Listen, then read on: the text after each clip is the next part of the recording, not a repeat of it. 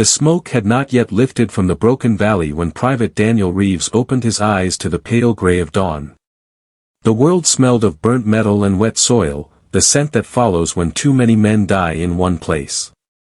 His ears still rang from the shelling that had torn through the night, though now there was silence, not the peace kind but the thick, heavy kind that feels like a pause between breaths, as if the world itself had forgotten to exhale.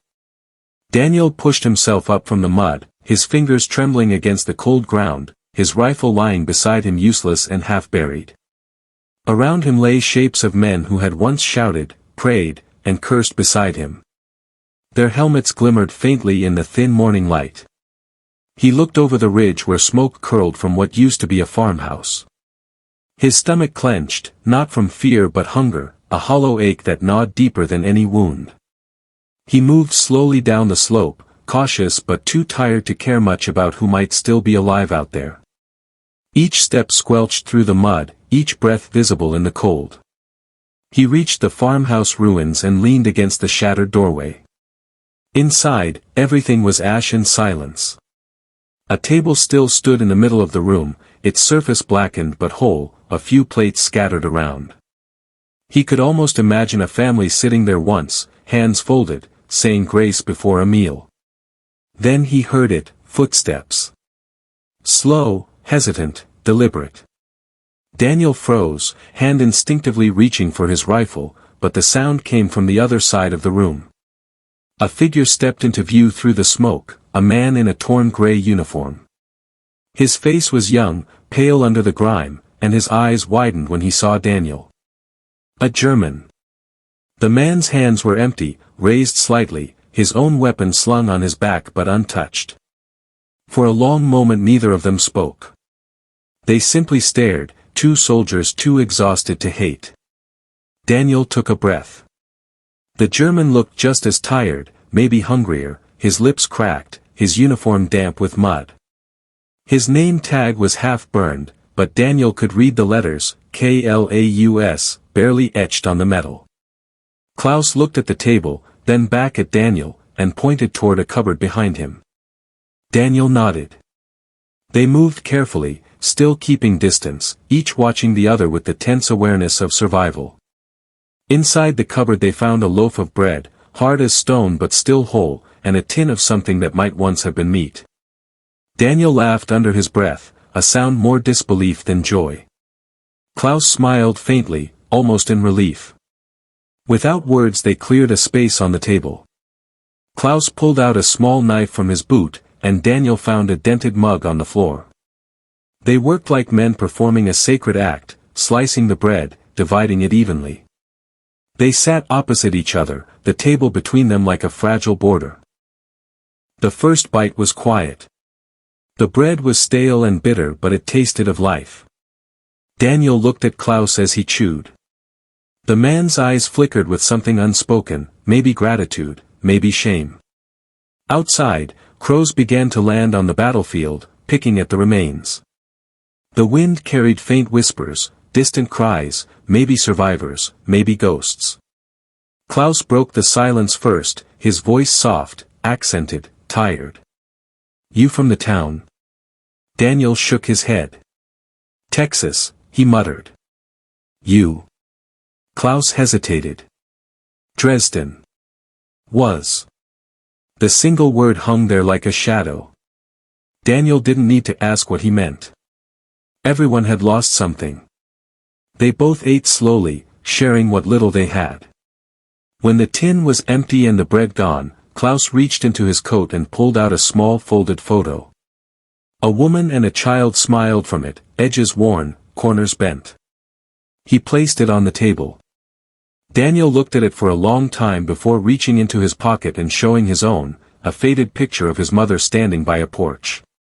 Different lives, same ache. Outside the light grew stronger, turning the battlefield gold. Daniel thought of how strange it was that the sun still rose after nights like that, as if the world refused to stop turning no matter how much blood it swallowed. Klaus leaned back, rubbing his hands together for warmth. The silence between them softened. They were no longer enemies, just men too human for the war that had consumed them. A faint noise broke their peace, boots crunching on gravel. Daniel turned his head sharply. American voices. He looked at Klaus, who froze instantly. Daniel's heart thudded. His own men were approaching the farmhouse. He knew what they'd do if they saw the German sitting there sharing food with him. His mind raced. He stood, motioning to Klaus to hide behind the doorway. Klaus obeyed without question, slipping into the shadows. The door burst open moments later, 2 American soldiers stepping in with rifles ready. "Reeves! You're alive, hell, we thought you were gone," one of them laughed, lowering his weapon.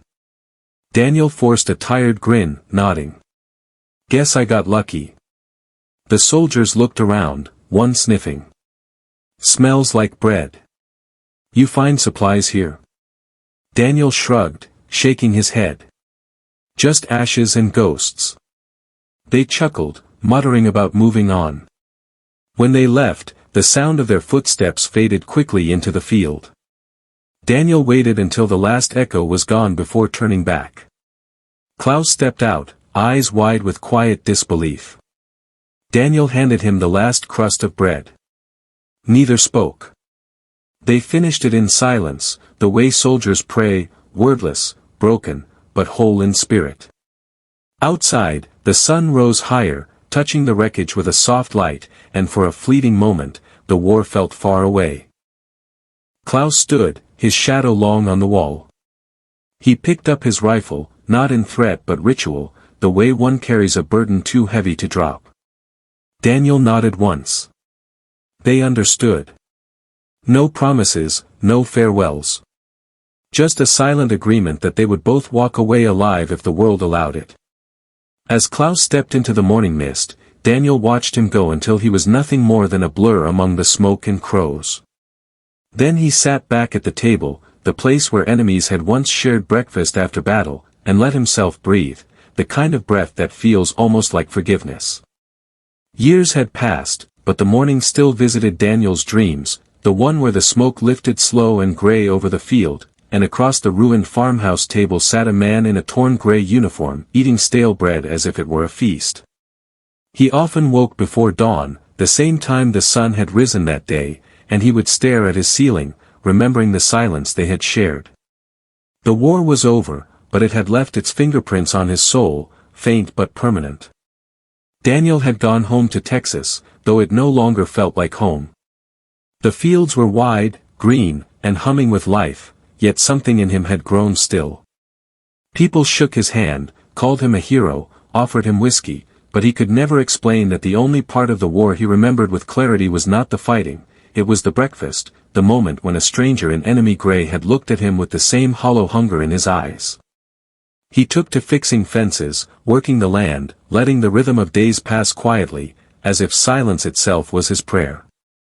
It was during one of those long, uneventful summers that a letter arrived. The handwriting was neat but foreign, the envelope bearing a German stamp.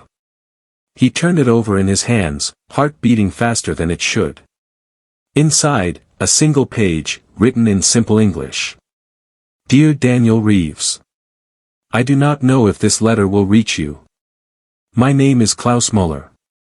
I believe we once shared bread in a ruined farmhouse on a morning after the battle. I have thought of that day often. I now work at a small bakery in Dresden. If you ever find yourself in Europe, I would like to meet again. Perhaps this time, I will serve you breakfast properly. Yours. Klaus. Daniel read the letter 3 times before setting it down. He sat in silence, his hands trembling slightly. The world had moved on. Nations rebuilt, flags changed, lives restarted, yet here was a piece of the past calling to him from across the ocean. That night, he made a decision without telling anyone. He took his savings, packed a small bag, and a week later found himself on a ship bound for Europe. The journey was long, and the sea restless.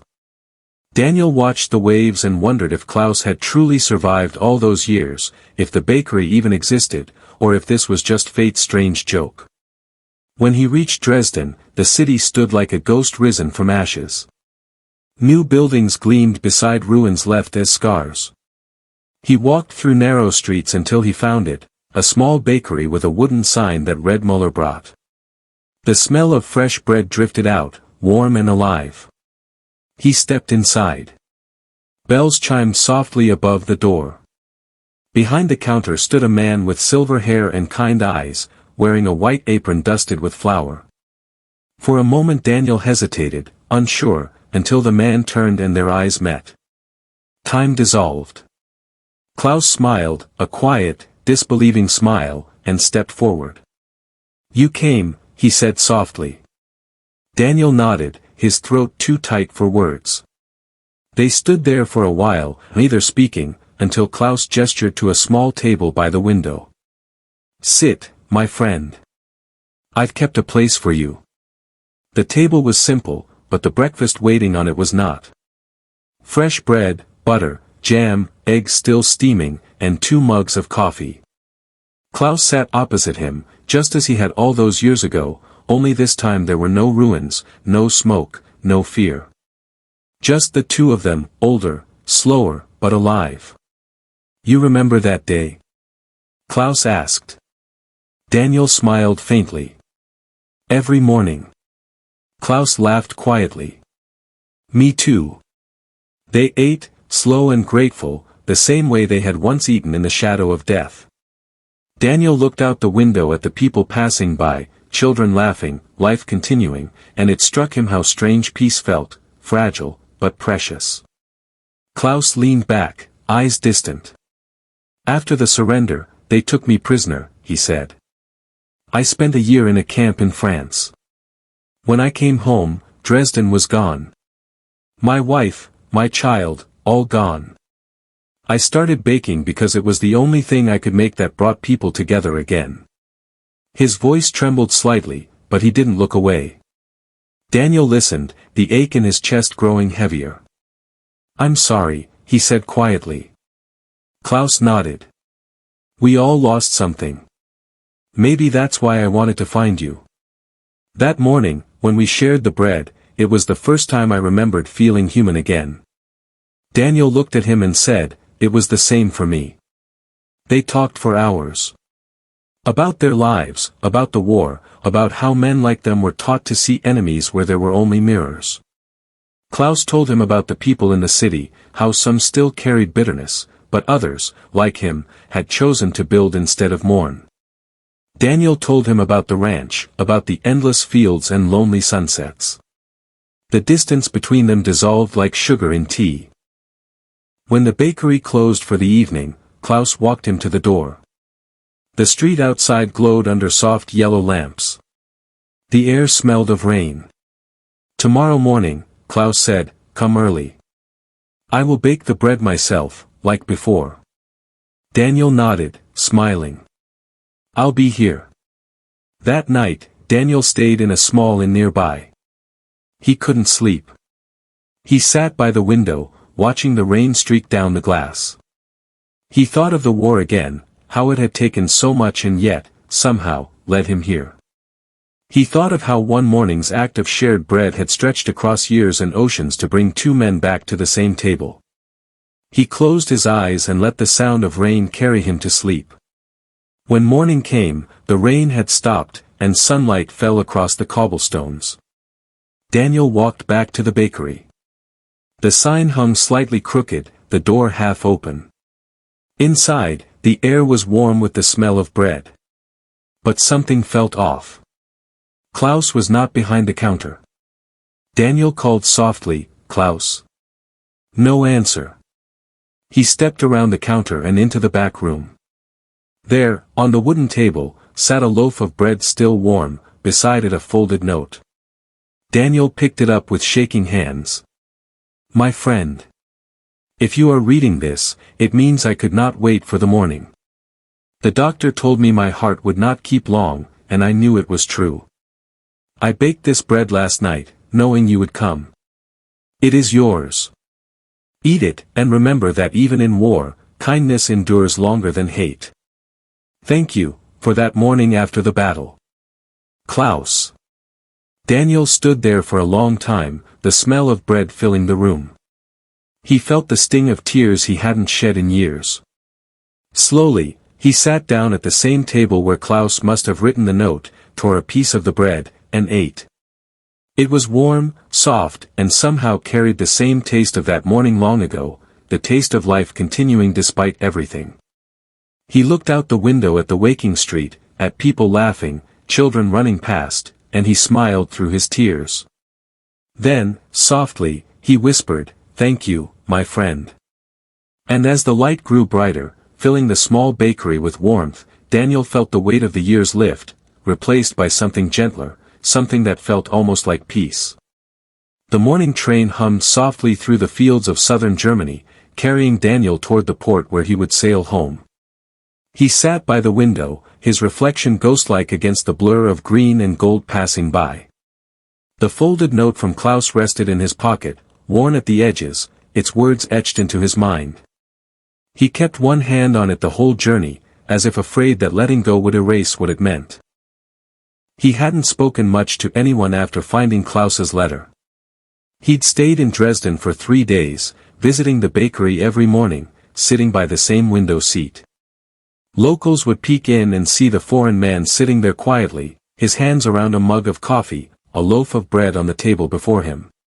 When they asked, he'd simply say, "I'm a friend of the baker." And somehow, that was enough for them to nod in understanding. On the day he left, he locked the bakery door with the key Klaus had kept behind the counter. He placed it under the mat and took one last look through the window. The morning light fell just right, catching the dust in the air and making it shimmer like gold. For a moment, he could almost see Klaus there, smiling faintly from behind the counter, the same way he had on that first morning in the farmhouse. Now, back on the train, Daniel thought about what awaited him in Texas.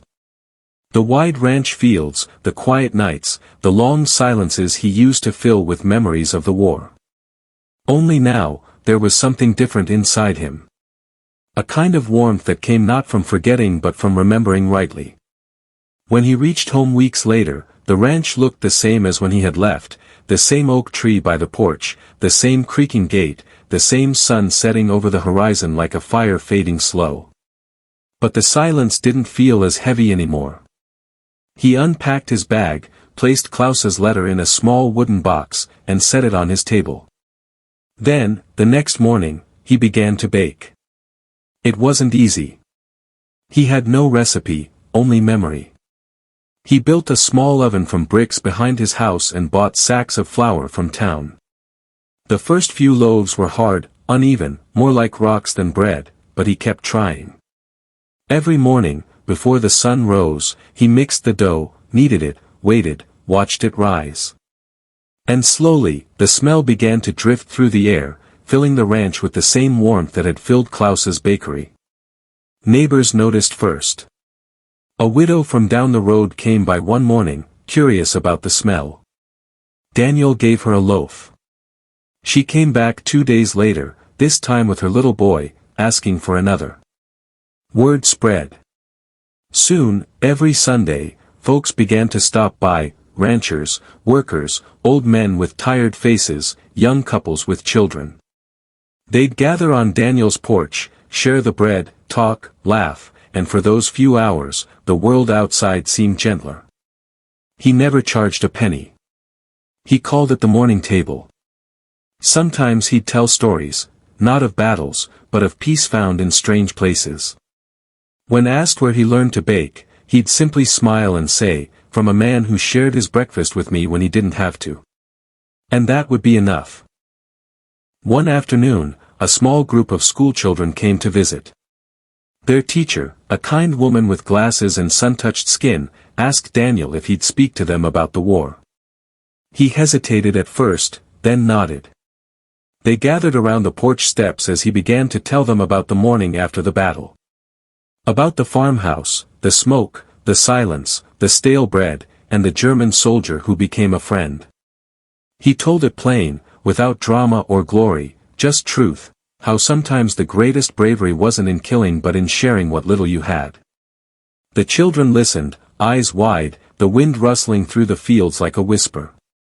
When he finished, a little girl raised her hand and asked softly, "Did you ever see him again?" Daniel looked toward the horizon, the sun sinking low, and smiled. "Yes," he said quietly. "Once more, and forever." As years rolled on, the tradition continued. Every Sunday morning, people would still come to the morning table. Daniel grew older, his hair turning the color of wheat, his hands slower but still steady when kneading the dough. He kept Klaus's note framed above the oven, its words fading but never forgotten. One winter morning, long after the last of the war's noise had faded from the world, Daniel didn't wake. He passed quietly in his sleep, the smell of bread still in the air. When the neighbors found him, they discovered a loaf cooling on the table beside a note, written in his simple, careful hand. "If you are reading this, bake the bread. Share it. Keep the table open. Because peace is not a place, it's a breakfast shared after the battle." They did. And long after Daniel Reeves and Klaus Muller had both gone, the people of that small Texas town kept the table alive. Every Sunday, they baked loaves and gathered, young and old, strangers and friends, soldiers and widows, all breaking bread together. No one spoke much about war anymore. But when they passed around the first loaf, someone would always whisper, "This one's for the morning after." And in that moment, somewhere between the rising sun and the smell of warm bread, it felt as if two men, one in gray, one in green, were sitting at the same table again, smiling quietly, still sharing breakfast after the battle. The sun rose slow and heavy that morning, like it too was tired of fighting. Its light spilled across the valley in thin golden threads that touched the ruins, the ash, the torn flags, and the faces of the few who still breathed among them. Mara sat near the edge of the outpost, her rifle resting against a broken wall, her hands wrapped around a cold metal cup that once held coffee but now only carried water. The silence was no longer empty. It was filled with small sounds, the kind only those who survived noticed. The click of a bird's feet on a tin roof, the flap of burnt canvas, the soft hum of wind passing through the holes left by bullets. Elian was beside her, cleaning his blade though it was already spotless. He had stopped speaking after the dawn. His eyes were somewhere far off, maybe in the faces of those who didn't make it. Mara didn't ask him to talk. She knew that sometimes words were just another kind of noise, and they had heard enough noise to last lifetimes. They sat for a long time, just breathing, as if reminding their bodies they were still alive. Later, when the sun reached high enough to turn the frost into steam, Mara stood. She walked toward the small field behind the camp where the ground had been disturbed. Dozens of shallow graves marked the soil, each covered with the same blanket of dust. There were no names, only helmets or scraps of uniforms placed above. She kneeled before one, touching the dirt, whispering something no one would hear. Elian came up behind her. "We should move soon," he said quietly. "I know." "Where?" She didn't look up. "Home," she said. But her voice carried a tremor, as if she wasn't sure what that word meant anymore. They packed their things in silence. The path back to the main road was long and winding, passing through the burnt forest and the cratered fields. Every few steps, Mara would glance around, as though expecting someone to call her name. Once, she thought she saw movement between the trees, a figure standing still, but when she blinked, it was gone. By the time they reached the first village, the sun was low again. Children ran in the streets, their laughter thin and uncertain, as though they were practicing how to live again. A man waved at them, offering bread. Mara hesitated before taking it. The bread was soft, warm. It felt strange in her hand, like something too fragile to belong in a soldier's grip. They found a place to sleep in what used to be a schoolhouse. Desks had been pushed aside, and blankets laid across the floor. Other soldiers were there too, faces unfamiliar but hearts that carried the same weight. No one asked questions. They simply shared food, shared quiet, and shared the small, trembling relief of another night survived. When darkness came, Mara couldn't sleep. She stepped outside, sitting on the steps where the moonlight painted silver across the stones. The stars were clear, unbroken by smoke or fire. It felt like the sky had been washed clean. Elian joined her again, holding a folded paper in his hand. "What's that?" she asked. He hesitated. "Letter. From before the last push. Never sent it." "Who to?" "My brother.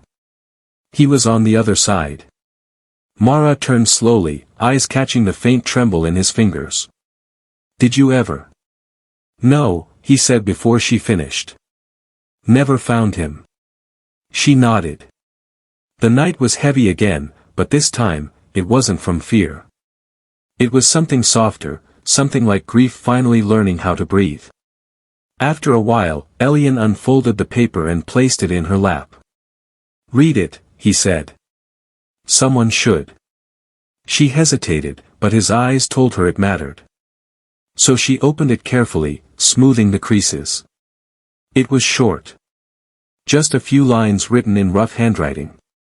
He had written about the smell of home, the taste of their mother's soup, the color of the hills before winter.